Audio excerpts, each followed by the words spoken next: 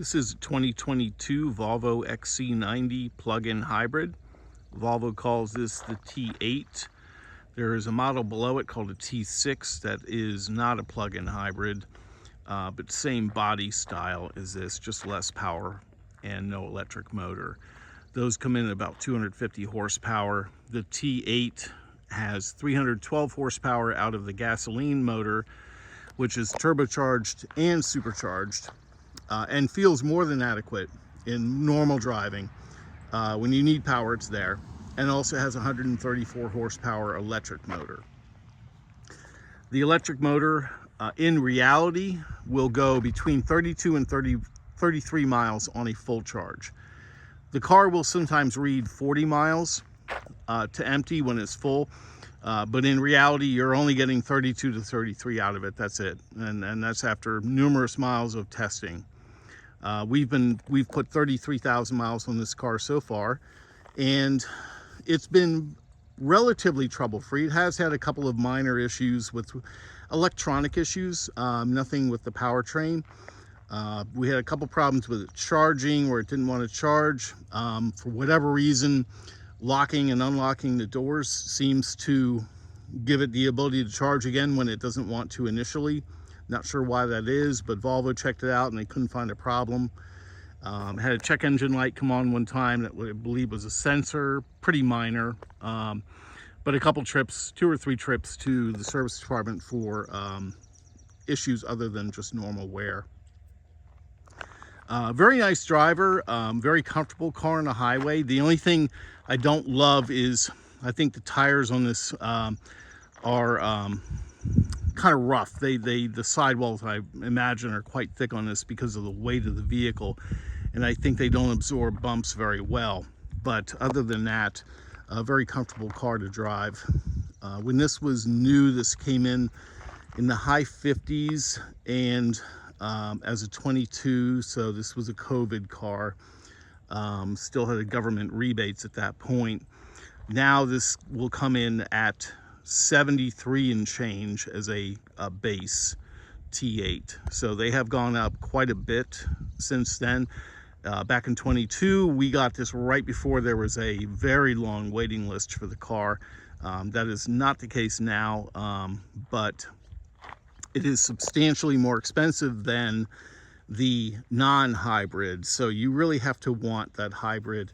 The reason we bought this really was because the government rebates ate up most of the difference in cost, and we knew that we would actually benefit from the electric motor just driving around town for numerous trips throughout the week without having to use the gasoline motor. But that is a personal decision. There is a big price difference between this and a non-hybrid, so that is something you'd have to weigh and decide if that's worth it. They have a beautiful interior. This is a kind of a mid-level XC90. Does not have the perforated seats, which are on the higher end car, but I actually found this seat to be much more comfortable than the perforated seat. So I kind of preferred not having the heated and cooled seats. This has heated seats but not cooled. And this is a 8-passenger. This is a standard setup. You can get a 7-passenger where this has captain seats here, and then 2 rear seats there that are better for kids. You can put an adult back there, but it's a little bit tight on leg room. But very handsome interior. I think Volvo did a good job with that. Volvo is now owned by a Chinese company, which really surprised me, because at first I wondered what they knew about building a Swedish car, but they really haven't changed much that I've seen since they took ownership, which was numerous years ago now. But yeah, they are owned by Geely. I'm not sure how that's Chinese, but that is what they're called now, Geely Volvo. So again, 33,000 miles worth of driving. It's been relatively trouble-free. Had a couple of minor issues. Gas mileage when you're not on electric motor, in reality, is between 24 and 25 miles per gallon. That's on the highway. On a long trip, that's what you're going to get max. That's driving it you know, normally. If you have a heavy foot, it's going to be a little bit lower. But if you need power, this car has it. You can go to drive modes and you can select power, and that will right away fire up the gasoline motor, and it gives you both the gas motor and the electric motor.